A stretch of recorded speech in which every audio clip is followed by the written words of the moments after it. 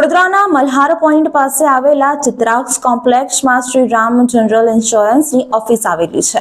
આજે સવારે આ ઓફિસમાં કર્મચારીઓ કામ કરી રહ્યા હતા। દરમિયાન એસીમાં બ્લાસ્ટ થવાની ઘટના સામે આવે છે।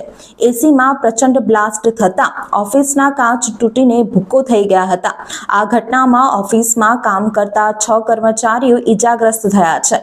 તમામને તાત્કાલિક સારવાર અર્થે ખાનગી હોસ્પિટલમાં મોકલી આપવામાં આવ્યા છે। ઘટનાને પગલે ફાયર તથા પોલીસના અધિકારીઓ દોડી આવ્યા છે અને હાલ આ મામલાની ઝીણવટભરી તપાસ શરૂ કરવામાં આવી છે। ઘટનાને પગલે સવારમાં કોમ્પ્લેક્સમાં ભારે અફરાતફરીનો માહોલ સર્જાયો હતો। બ્લાસ્ટ થતાં જ ઓફિસ અને તેની બહારના કાચ તૂટી ગયા હતા। તેના પગલે બ્લાસ્ટની તીવ્રતાનો અંદાજ લગાવી શકાય છે।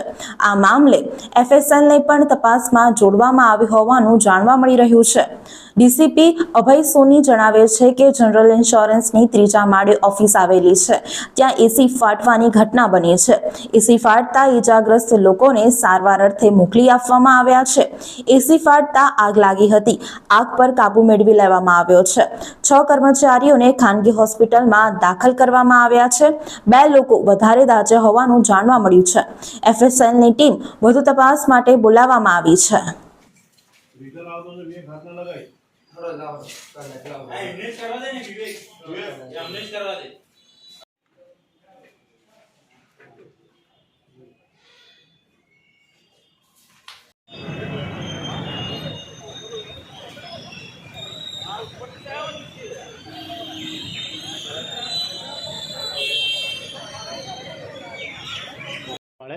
श्री राम जनरल इंश्योरेंसनी तो आ यहाँ एसी फाटवानी घटना बनेली है। 6 लोग जो कर्मचारी था यहाँ एमने ईजा थयेली है। एमने अत्यारे स्टर्लिंग होस्पिटल दाखिल करवामां आवेल छे।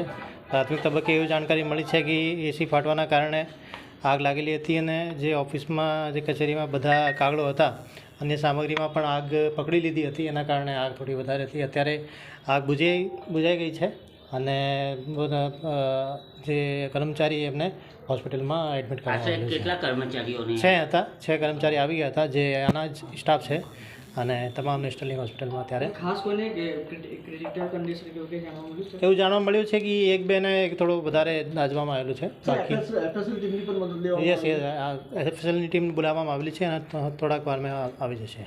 Okay sir, thank you. વડોદરાના સમાચાર જુઓ તથા આપણી ચેનલને સબસ્ક્રાઇબ કરો અથવા સંપર્ક કરો।